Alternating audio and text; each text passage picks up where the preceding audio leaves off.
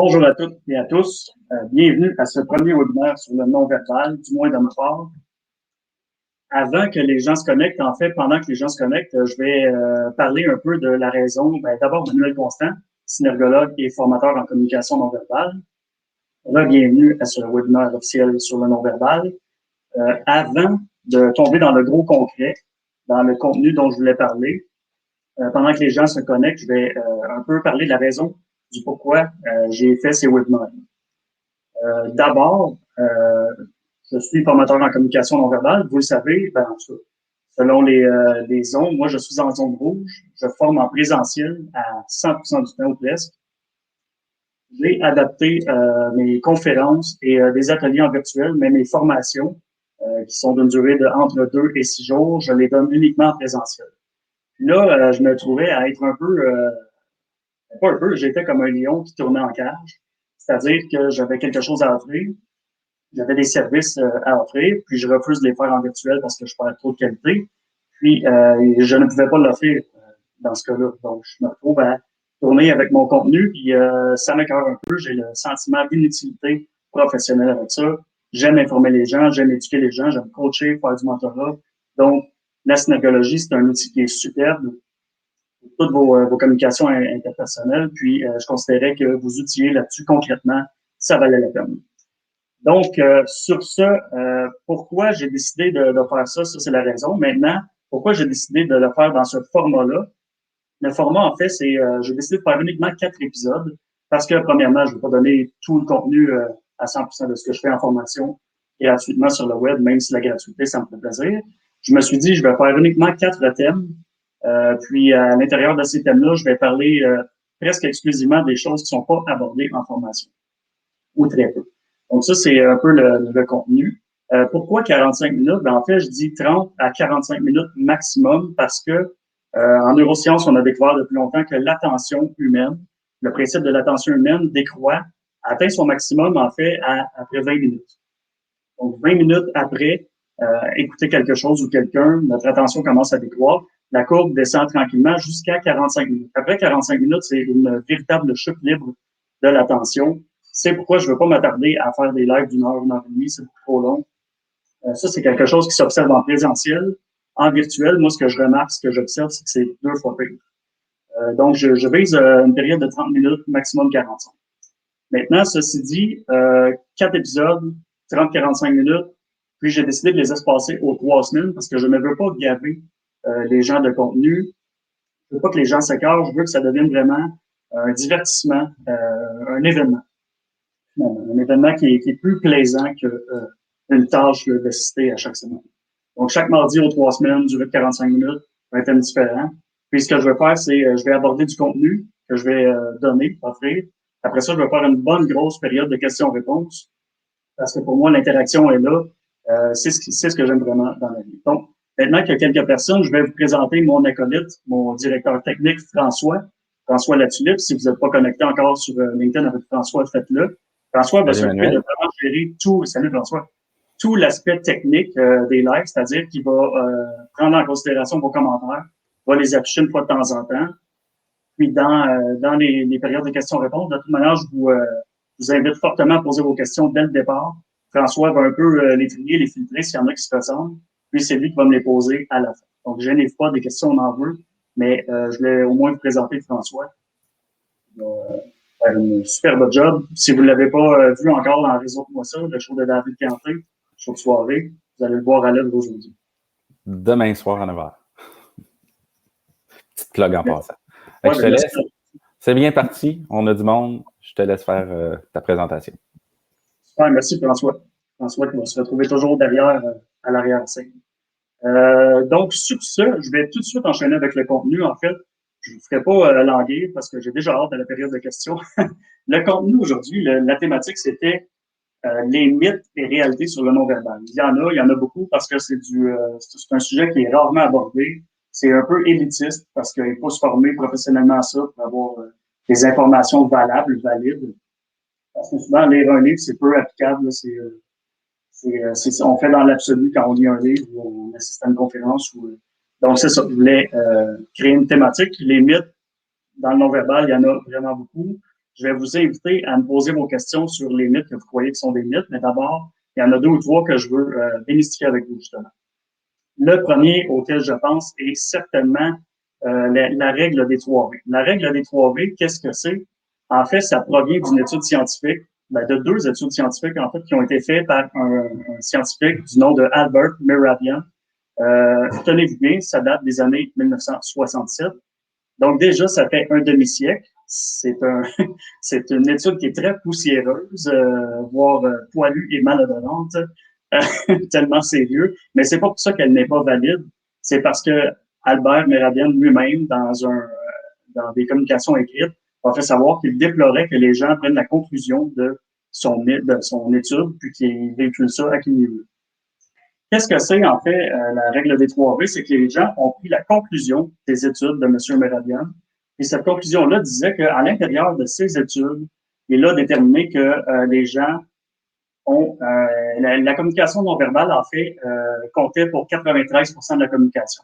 Il disait 55 si je me rappelle bien, le langage corporel, donc le body language, 38 la voix et l'intonation, puis 7 le verbal. Bon, donc, pourquoi est-ce que c'est faux, ça? C'est qu'en fait, c'est vrai.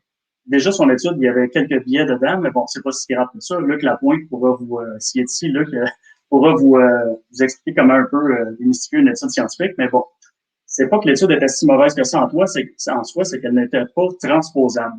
On ne pouvait pas transférer ces résultats partout dans la vie. Donc, de dire qu'en tout temps, la communication non verbale compte pour 93 d'une communication interpersonnelle, c'est totalement faux. C'est voire même aberrant comme mythe. C'est vraiment un mythe. Puis d'ailleurs, pour vous le démontrer, je vais vous donner 2 exemples complètement aux antipodes, aux opposés l'une de l'autre.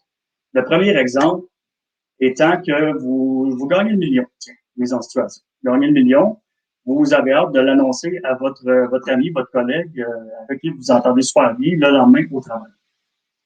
Vous arrivez le lendemain, donc votre première idée, c'est vraiment de lui transmettre ce message-là. Vous avez gagné 1 million, c'est super le fun, c'est positif. Vous le voyez dans le corridor, puis au loin, vous remarquez qu'il y a la mine complètement atterrée, il n'est vraiment pas là. C'est comme s'il avait reçu une méga mauvaise nouvelle. Donc, évidemment, c'est très négatif là, ce qu'il dégage. Si vous êtes normalement constitué, ce qui va arriver, c'est que vous ne lui lancerez pas au visage que vous avez gagné 1 million. Vous allez d'abord lui demander comment ça va, qu'est-ce qui se passe, qu'est-ce qui s'est passé. Il a l'air de ça. Finalement, vous allez vous préoccuper. Donc, qu'est-ce qui s'est passé à ce moment-là? C'est que 100% ou à peu près du langage corporel de votre collègue ami a changé le cours des choses à 100%. Donc, juste le langage corporel a changé la trajectoire de ce que vous vouliez faire. Dans ce cas-là, on parle de quelque chose qui frôle 100%, sans le chiffre. À l'opposé, maintenant, autre situation, vous êtes dans ce même travail-là, un vendredi après-midi, c'est une belle fin de semaine de 3 jours qui s'en vient, congé férié, ouais, on va avoir du fun, la journée est presque finie, il fait beau. Votre patron vous convoque dans son bureau pour vous dire votre prénom, Manuel, t'es viré. Dans ce cas-là, peu importe la façon dont il va le dire, les chances sont pas que le message prime sur le langage corporel. C'est-à-dire qu'à moins que vous compreniez que c'est vraiment du sarcasme et c'est une blague, ça pogne au cœur, le cœur vous fait 3 tours. Puis le message verbal, dans ce cas-là, occupe presque 100% de l'espace, de l'importance dans la communication. Donc là, on varie entre le grosso modo 100% et le grosso modo 0%. Évidemment, ces situations-là sont très extrêmes. C'est plutôt rare dans la vie, mais dans la vie, ça se situe entre les deux, mais ça se promène tout le temps comme ça, en permanence. Maintenant, je vous entends déjà penser en vous disant, oui, mais Emmanuel, si on ne peut pas utiliser ces chiffres-là, c'est quoi les bonnes statistiques? Ben, en fait, éliminer les statistiques. Je vous suggère d'utiliser une phrase qui est beaucoup plus pondérée, beaucoup plus nuancée, qui ressemblerait à la communication non verbale ou le body language en communication occupe un rôle majeur, joue un rôle majeur ou occupe une place très importante en toutes circonstances. C'est pondéré, c'est nuancé, il n'y a aucun chiffre d'avancée. Il faut arrêter ça, ce mythe-là, parce que c'est presque ridicule d'écouter ça toujours, de mettre un chiffre sur quelque chose qui n'est pas chiffrable. Ça prendrait une étude à chaque seconde, une étude extrêmement complexe à chaque seconde de chaque individu pour pouvoir chiffrer ça. Donc ça, c'est le premier mythe. S'il vous plaît, si vous entendez ça en quelque part, puis il y a des gens qui me disent qu'à l'université, ça roule encore, ce mythe-là, des experts. Donc, en quelque part, va falloir briser ça. parce que là, ça fait 50 ans que ça roule, c'est assez. Si vous vous êtes intéressé, identifiez-moi dans des posts, dans des publications. Moi, je vais aller un peu courtoisement, avec politesse, de faire un peu ce mythe. Donc, premier mythe. Le deuxième mythe, et qui est probablement ce pourquoi les gens sont ici aujourd'hui, le fameux croisement des bras. Est-ce que le croisement des bras représente la fermeture? Il y a des gens qui sont assez courageux pour répondre à cette question-là. Je ne sais pas si on a un décalage, là, je vais attendre quelques secondes.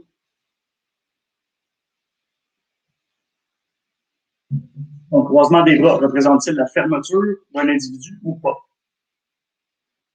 Et si les réponses ne viennent pas par écrit, je vais demander à François de me dire ce qu'il en pense. C'est les réponses, toi, François? Ben, moi, je connais la réponse. Fait que ça, c'est pas un... Est-ce que tu vois des gens répondre? Pas encore. Oui, il y en a qui commencent à dire prendre du recul. Non, il n'y a pas de lien direct. Non, ça ne représente pas. Ça dépend. Quand on a froid, des bizarres de réponses. Moi, je pense aussi que ça dépend. Okay. Alors, bon, ben, démystifions ça, pardon.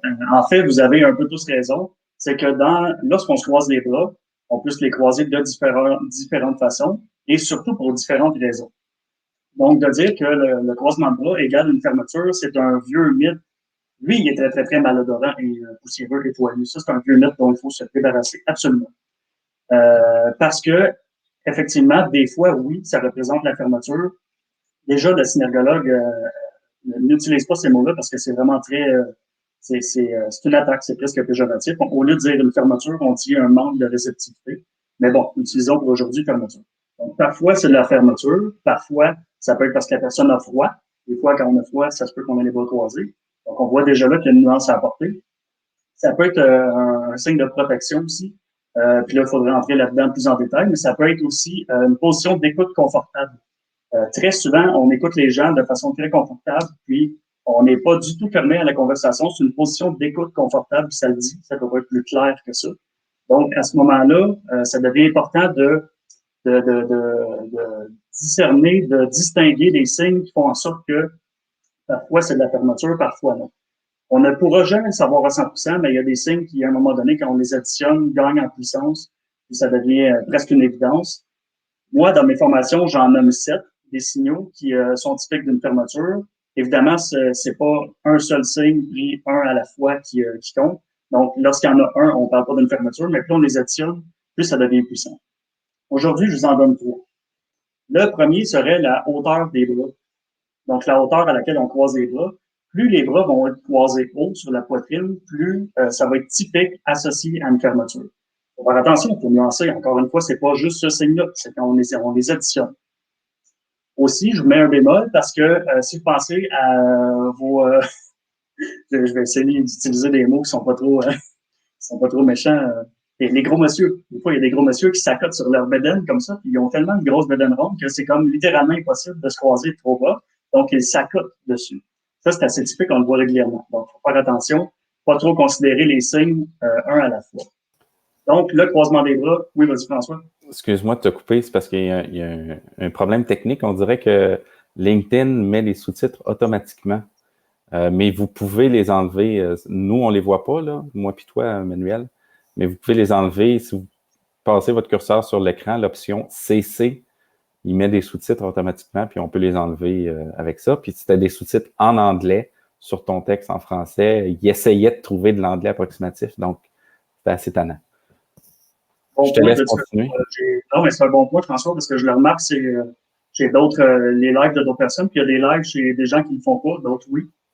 Donc, il y a peut-être une programmation à faire, là, bien que j'avais tout regardé les paramètres, mais bon. C'est ça. Ça comme ça. Les gros monsieur qui s'accotent, je te laisse continuer. Oui. Donc, on a le croisement des bras. Plus il est haut, plus c'est associé généralement. Ça, c'est des mots qu'il faut toujours utiliser en synergologie. Généralement. Donc, c'est pas toujours. Plus les bras sont croisés haut sur la poitrine, plus c'est typique d'une fermeture. Ensuite, on a le haussement des épaules. Ce que les entraîneurs vont appeler dans un mouvement d'exercice les shrugs, ou si vous préférez la contraction des trapèzes, mais c'est le fait que les épaules montent. C'est-à-dire que on fait ça comme ceci. Pas obligé d'avoir les épaules dans les oreilles, là, comme ça. On peut être tout simplement comme ça, puis on remarque quand même qu'il y a une contraction.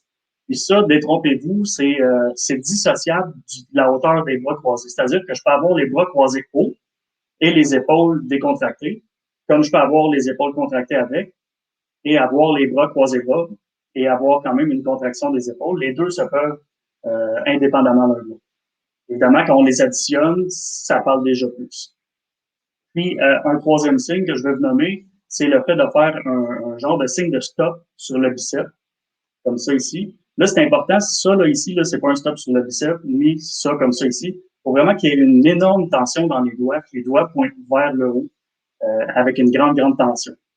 Donc, c'est vraiment comme si on faisait stop au biceps. Ça semble fou, là, ça semble ésotérique, tout ça, mais c'est vraiment de l'observation empirique qui permet de constater que ce signe-là est souvent là quand il y a de la fermeture, un manque de réceptivité d'un individu. Puis ça, je vous le dis tout de suite, c'est plus typiquement féminin, mais faut pas s'arrêter à ça. Je le vois quand même chez les hommes. C'est juste qu'il est plus régulièrement, plus fréquemment fait chez les femmes. Donc là, regardez, quand on additionne les trois, les bras qui sont croisés hauts, il y a une contraction des trapèzes, puis je fais un stop sur le biceps. Sans même changer mon expression faciale, est-ce que j'ai l'air très ouvert à la conversation?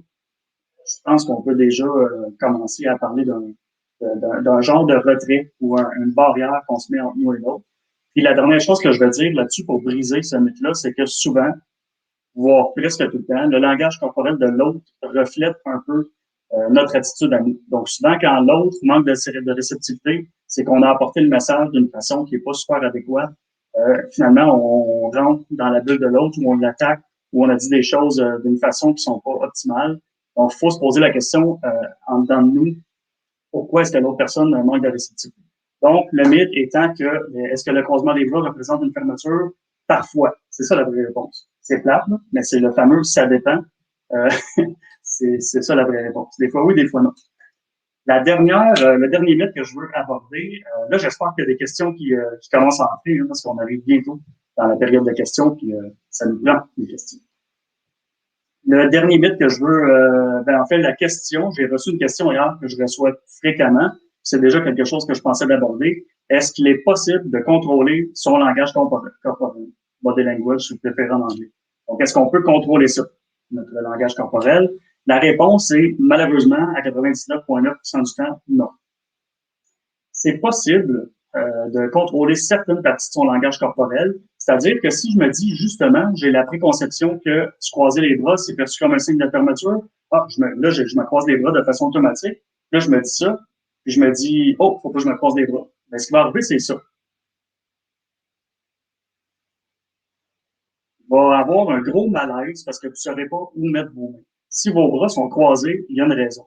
Donc, on l'a dit tantôt, des fois c'est de la fermeture, des fois non. Ça se peut que vous soyez tout simplement en position d'écoute attentive ou d'écoute confortable. Il ne faut pas vous mettre dans la tête de l'autre qui pense que vous êtes fermé immédiatement. Il faut arrêter de penser comme ça. Votre corps va toujours, toujours, toujours dégager de façon automatique comment vous vous sentez en dedans. Donc, peu importe que ce soit un traitement cognitif, mental, un traitement de la pensée ou une émotion, votre corps va manifester ça d'une façon ou d'une autre. Donc, oui, on peut contrôler certaines parties de son langage corporel, mais c'est un peu comme colmater une brèche avec une pression trop grande d'eau dans un sous-marin.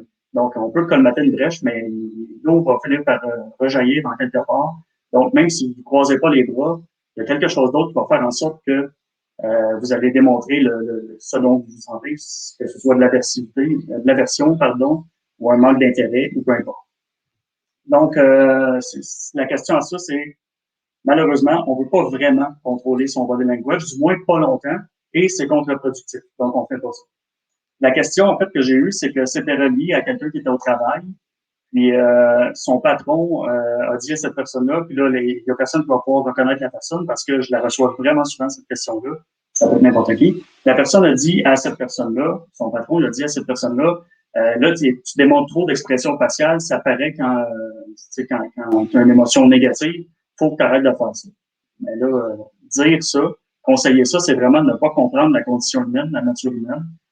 C'est pas, ce serait facile de dire que son patron est un sale con, mais c'est pas la vérité. La vérité, c'est qu'on est mal éduqué par rapport à ça.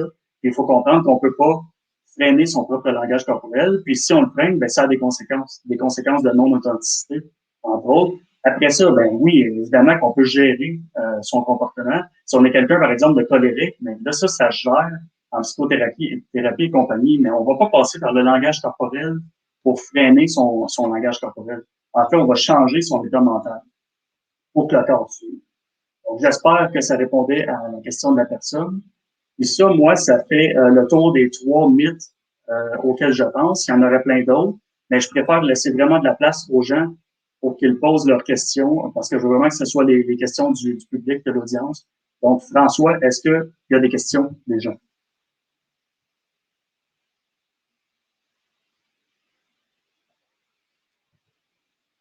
Oui, Nancy. Nancy qui pose est-ce qu'un concept de tic ou de toc, si on veut, pourrait venir influencer la lecture du langage non verbal ou corporel? Oui, Nancy, tu as raison. Les tics corporels existent. Parfois, un synagogue est capable de s'expliquer pourquoi.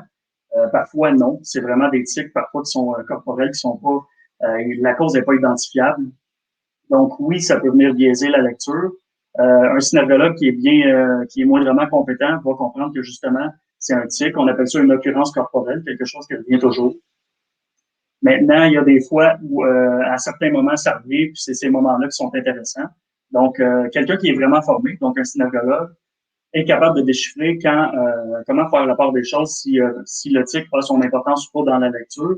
Mais les gens qui n'y sont pas formés, malheureusement, peuvent mal interpréter. Sauf que pour boucler la boucle là-dessus, peuvent mal interpréter un tic, mais dans le fond, les gens peuvent mal interpréter à peu près tout le langage corporel, un peu comme les croisements de bras tantôt. Donc, les idées reçues, les croyances, tout ce qui touche à ça, ça peut être de la mauvaise interprétation des gens. Mais donc, professionnellement, ça ne devrait pas. De façon instinctive ou, si on veut, adepte ou plus amateur, intuitive, oui, on peut se tromper. Mais il faut justement faire attention à ça. Il ne faut pas trop en faire hein, avec le langage corporel. C'est tout ce qu'il y a à dire. Francis, lorsque je me rends compte que le client a une fermeture, devrais-je lui faire part que je décèle un malaise ou un manque d'intérêt afin de changer la perception? Très, très, très bonne question, Francis. En fait, moi, ce que je suggère toujours, c'est de ne jamais, ce que je suggère vivement même, c'est de ne jamais, jamais, jamais confronter quelqu'un sur ce qu'on voit. Pas directement, du moins. Donc, on va jamais dire à la personne, surtout pas, j'ai observé tel truc, ça veut dire tel truc, est-ce que blablabla. Donc, jamais, jamais, jamais de la vie, on devrait faire ça. Donc, dans ce cas-là, ça serait j'ai observé, Monsieur Desrochers, que vous avez les bras croisés, donc je perçois un manque de réceptivité. Qu'est-ce que je pourrais faire pour vous aider? On ne fait pas ça. Premièrement, les gens ne sont pas conscients du tout, ou à peu près pas, de leur langage corporel. Donc, automatiquement, il va y avoir du déni parce qu'ils ne s'en rendent pas compte, pas du temps. Deuxièmement, même si c'était vrai qu'ils s'en rendent compte, ils ne vont jamais l'avouer si c'est perçu comme une attaque.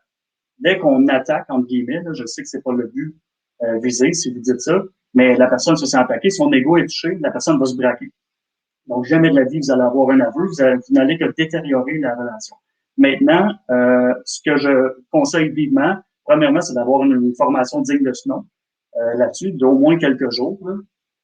Ensuite, d'abord, vous allez cibler s'il y a un enjeu. Donc, est-ce que la personne, je pense que j'émets la théorie qu'elle est fermée ou pas? Si j'émets la théorie qu'elle est fermée, est-ce qu'il y a un enjeu? S'il y a un enjeu, oui, je vais aller questionner adroitement. Donc, au lieu de dire j'ai observé tel truc, est-ce que vous seriez d'accord pour blablabla? Vous allez tout simplement changer d'approche. Vous allez vous rendre plus agréable, plus ouvert, plus réceptif, puis vous allez contourner un peu ce message ce manque de réceptivité-là pour rendre l'autre, tu sais, c'est votre travail à vous, de rendre l'autre plus ouvert à la communication en étant vous-même plus ouvert à la communication. Je sais que c'est court, un peu comme explication. Francis, c'est un peu plus vu, un peu beaucoup plus vu dans mes classes, mais dans un souci de ne pas rendre ça indigeste, c'est la façon dont je vais répondre assez brièvement, mais très bonne question, Francis. Marc, salut Marc. Quel est l'impact de la culture sur le non-verbal? Encore une excellente question. En fait, oui, la culture a un grand impact sur la communication non-verbale, mais dans une proportion beaucoup moins grande que ce que l'on croirait et ce qui est véhiculé. D'ailleurs, c'en est un mythe.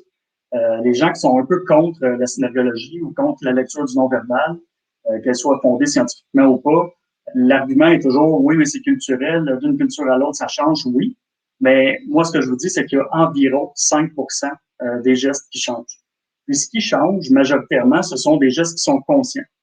Donc, si moi, ici, dans un restaurant, le chef passe à côté de ma table, le chef cuisinier, puis je fais ça ici, ben ça veut dire c'est vraiment bon, j'apprécie, j'ai la bouche pleine, mais je lui ai dit quand même, il comprend très bien. Mais probablement que si vous faites ça à un papou de Nouvelle-Guinée, il ne comprendra rien de ce que vous voulez dire. Ça peut même être étrange comme geste. Euh, il y a plein de significations qu'on pourrait mettre à ça. Donc, ce qui est perçu culturellement, qui est un code, là, on pourrait mettre plein de choses là-dedans. Là, on pourrait, de façon très impolie, mais brute, on pourrait mettre le fameux doigt d'honneur. Et si tout le monde comprend ça, faites ça ailleurs, peut-être qu'ils ne comprendront pas du tout. Tous ces trucs-là. Donc, ça, c'est des codes qu'on appelle culturels. Puis ces trucs-là, oui, ça va changer d'une culture à l'autre, mais sinon, il y a très, très, très peu de choses qui vont changer dans le langage corporel. Pour vous donner une idée, les expressions faciales, c'est très, très, très simple. Quand un Africain est joyeux, il a les mêmes déplacements musculaires, facio-musculaires qu'un Esquimau qui est joyeux. Tout ce qui va changer, c'est la raison pour laquelle il est joyeux. Mais les traits faciaux sont les mêmes. Donc, le langage corporel est facilement 95% universel. C'est la réponse courte à cette question-là. Merci, Marc.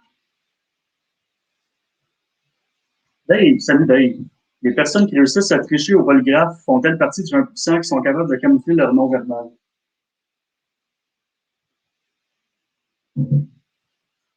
En fait, comme j'ai dit tantôt, si on est capable de camoufler son non-verbal, c'est qu'on est capable de changer son état interne. C'est le conseil d'un synergologue, ça va toujours être ce conseil-là. Moindrement qu'un synergologue est bien formé, il va vous dire que on change pas son body language, on change son état interne. Donc, si, par exemple, vous vous dites que vous avez plus confiance en vous, ben votre corps va le refléter. Si vous vous dites que vous êtes plus calme, vous avez tendance à changer vos respirations, mais aussi à changer votre mental, qu'il n'y a pas lieu de s'énerver. Votre corps va s'apaiser, devrait s'apaiser, à moins d'une crise de panique, là. Puis vous devriez avoir un certain contrôle, puis votre corps va refléter cet état-là qui est plus apaisé. Donc, c'est ce qui se passe très fort probablement chez les gens qui sont capables de tromper le polygraphe, c'est qu'ils sont capables. Puis il y a des gens aussi qui croient leurs mensonges. Donc, ça, c'est deux raisons différentes. C'est qu'on peut changer son état interne. Puis le polygraphe, c'est une science, mais c'est une science d'interprétation, comme la synergologie, comme la psychiatrie.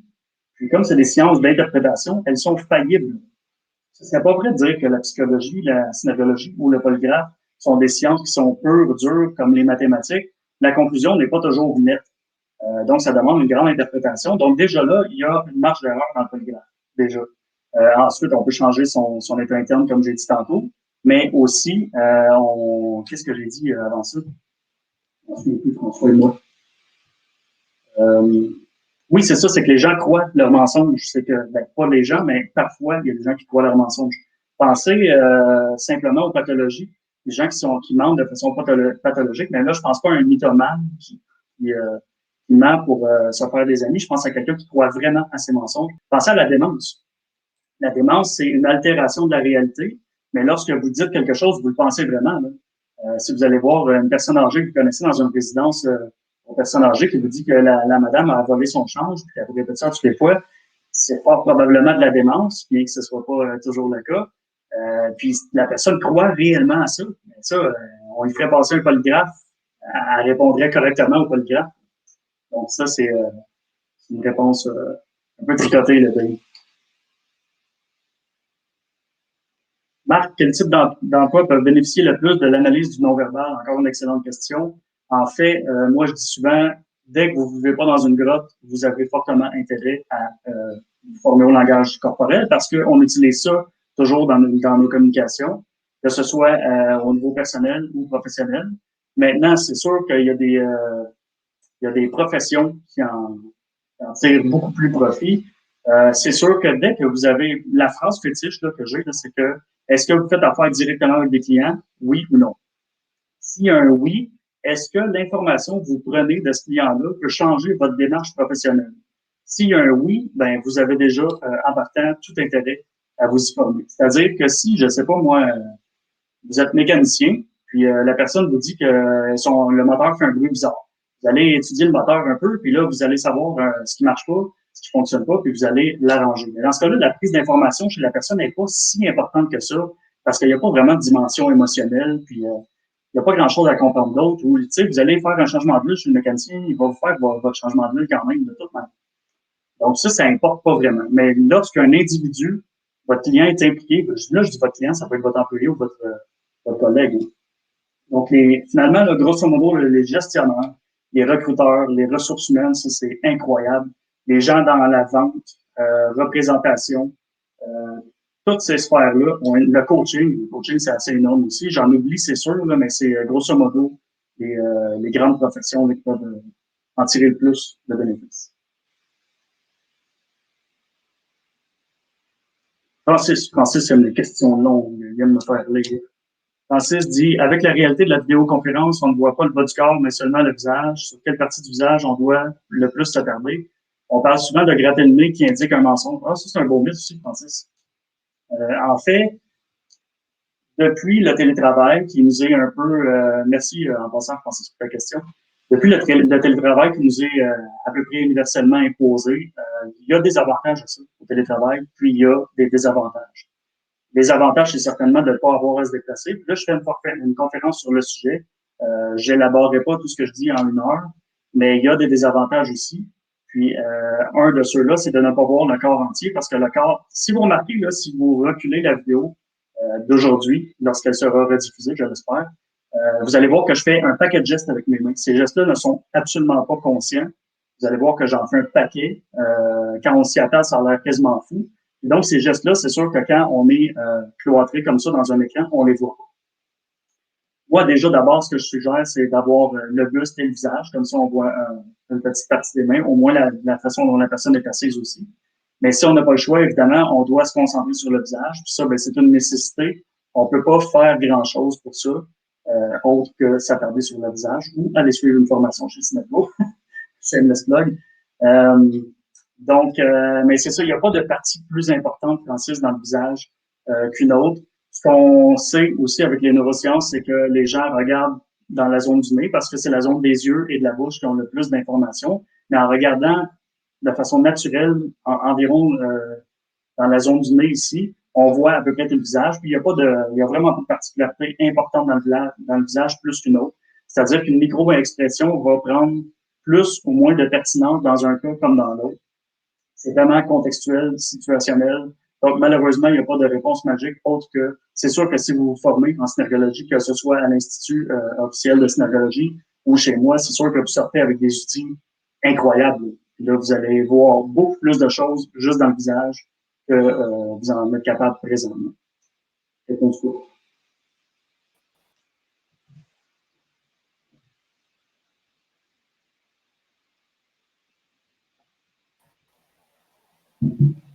Yes, Frank.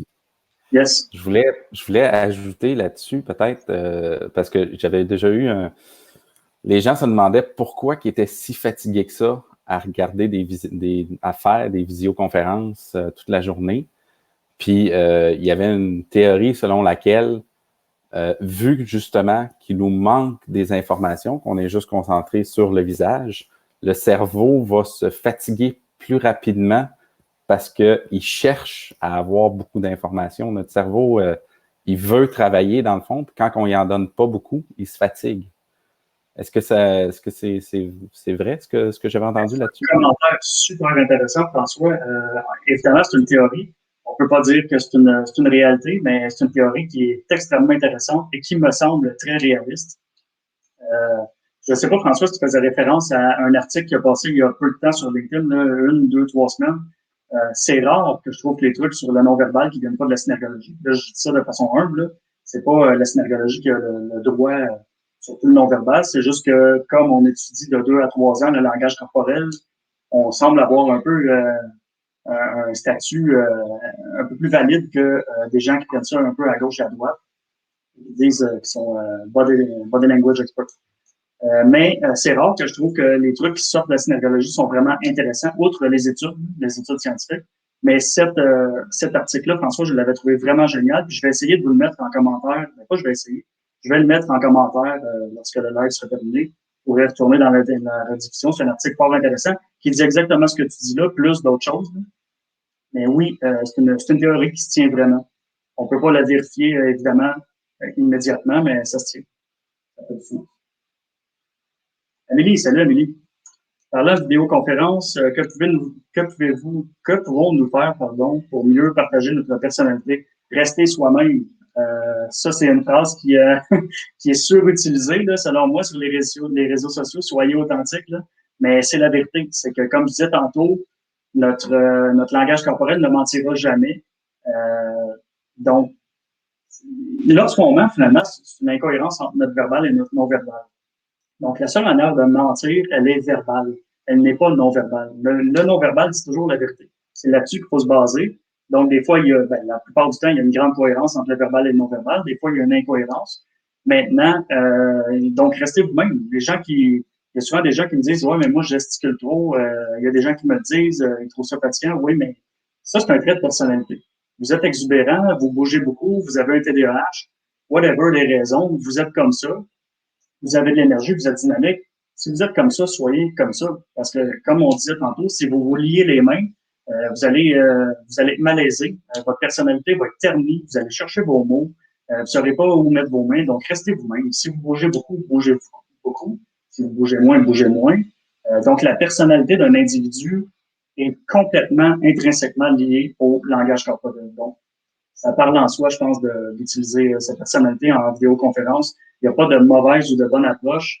Les gens vont être attirés vers vous ou repoussés de vous parce que vous êtes ce que vous êtes. C'est correct comme ça. C'est ce qui fait que les gens sont tous différents. Hein? Et si on était tous pareils, ce serait vraiment plat.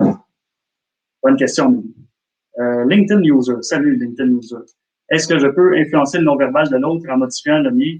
Quoi, François, tu vois-tu le nom de la personne? Oui, c'est David Quentin. Je pense que tu le connais. Un petit peu. Je sais pas pourquoi je le vois juste comme ça, par exemple. Salut David, mon ami, merci. Est-ce que je peux influencer le non-verbal de l'autre en modifiant le mien dans un but de manipulation, par exemple? Excellente question. Ça, c'est un autre mythe. En fait, je cherche par quel bout je vais commencer. Les gens, quand ils viennent dans mes formations, puis David, en passant, fait 3 jours sur 6 dans mes formations, je pense qu'il comprend un peu le principe. En fait, il y a tellement de choses à regarder, il y a tellement de choses à faire que si on se forme au langage corporel, on se rend compte déjà en partant que nous, les synagogues, on a 1700 codes, donc 1700 mouvements distincts dont on doit repérer, faire attention, observer. Donc, il existe vraiment 1700 mouvements. Si je porte attention à tout ça, pensez-vous qu'il est possible, par exemple, que je me dise, parce que là, si je veux manipuler, là, je m'en vais faire les formations Cinébook, je me dis, je vais vendre plus d'automobiles dans ma concession, je vais devenir un vendeur qui va flouer les clients, puis je vais vendre 12 autos par jour. Ben là, ce qui va arriver, c'est que vous allez suivre les formations, là, vous allez associer, bon, ça veut dire ça, ça veut dire ça veut dire ça. Là, vous allez être obligé de faire, quand un client va arriver, bon, là, je devrais me placer la tête à droite, pencher vers la droite, je devrais me placer les mains, la droite sur la gauche, je devrais avancer mon épaule droite, me pencher un petit peu comme ça. Tu sais, ça fait aucun sens. Tout le temps que vous faites ça, vous n'êtes pas avec la personne ou avec le client, puis la personne, ça, elle s'en rend compte. Dès que vous êtes ailleurs dans votre tête, notamment par une baisse du nombre de clignements d'yeux par seconde, par minute, les gens s'en rendent compte quand vous n'êtes pas là. Pensez à lorsque vous pensez que vous parlez à quelqu'un, et vous vous rendez compte que la personne ne vous écoute plus. Vous en rendez compte, c'est parce qu'elle est en train de penser à d'autres choses, ou tout simplement à rien parce qu'elle est fatiguée. Mais ça apparaît dans l'expression faciale et dans le langage corporel de l'autre pendant le temps qu'il tente de vous manipuler de façon rationnelle. Ça fonctionne pas, mais pas du tout. C'est littéralement impossible de faire ça. Comme j'ai dit plusieurs fois tantôt, vous pouvez flouer quelqu'un facilement dans la vie, selon votre degré d'habileté, mais jamais par le langage corporel. C'est qu'en fait, vous changez d'état, puis c'est votre langage corporel qui va refléter votre état. Donc, c'est vraiment une excellente question, David. Si je peux faire un exemple, je ne sais pas, rapide avec ça, la personne, le vendeur floueur qui veut donner confiance à l'autre, ben, il va faire semblant d'être son ami, mais il va se mettre littéralement dans la peau de son ami. Puis son langage corporel va refléter ça.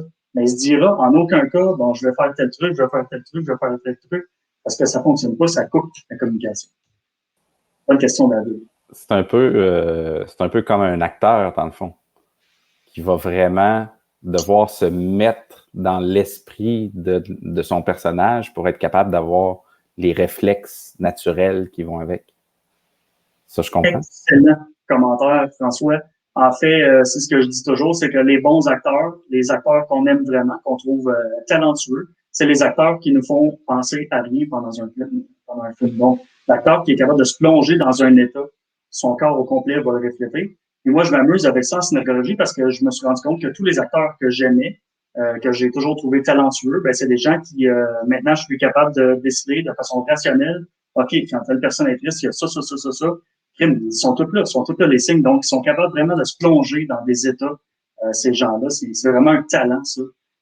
Puis c'est en se plongeant dans des états, puis peu importe la façon dont ils font, est-ce qu'ils se plongent dans des états fictifs ou c'est des choses qu'ils ont déjà vécues qui leur amènent ces émotions-là, on s'en fout un peu de la manière dont ils se prennent. C'est une habileté, c'est un talent. Puis le langage corporel suit.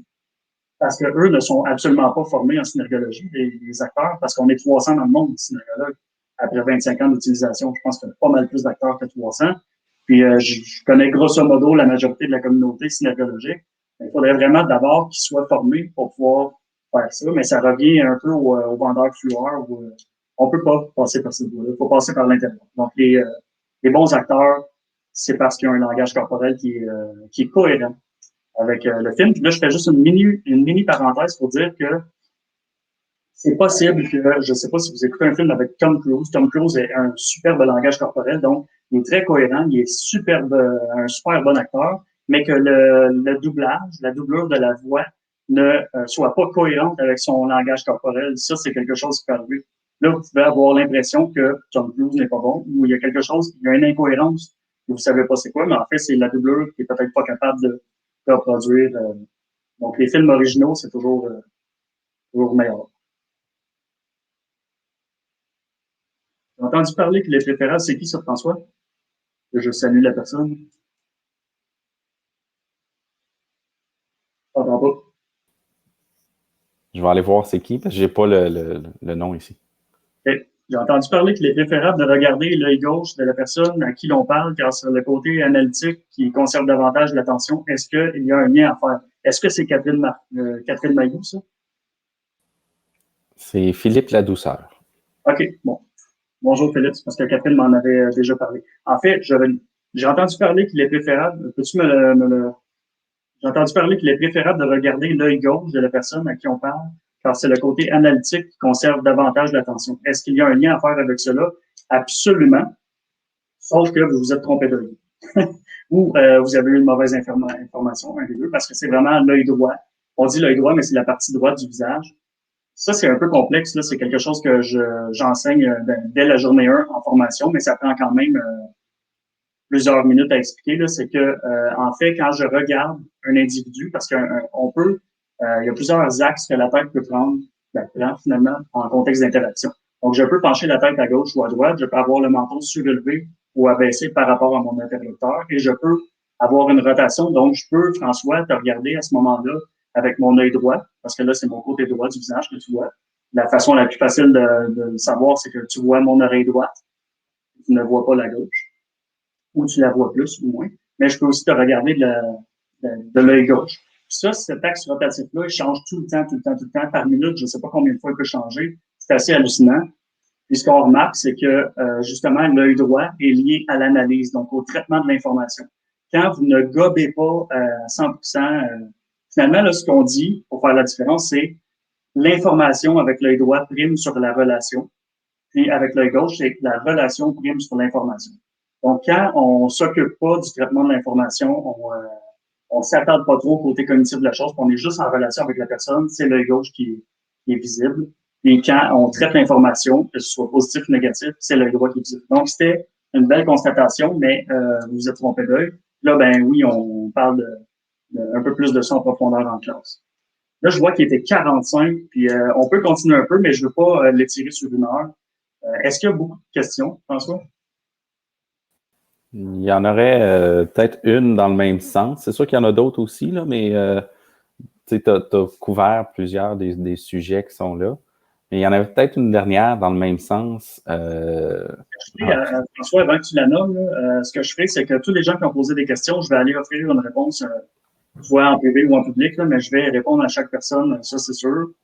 Peut-être juste pas sur le stream du live présentement pour pas allonger la durée et rendre ça indigeste. Je veux vraiment prendre l'habitude de couper ça à max 45 minutes avant de. Puis sinon, ils auront la chance de la poser aussi en live dans les prochains que tu feras.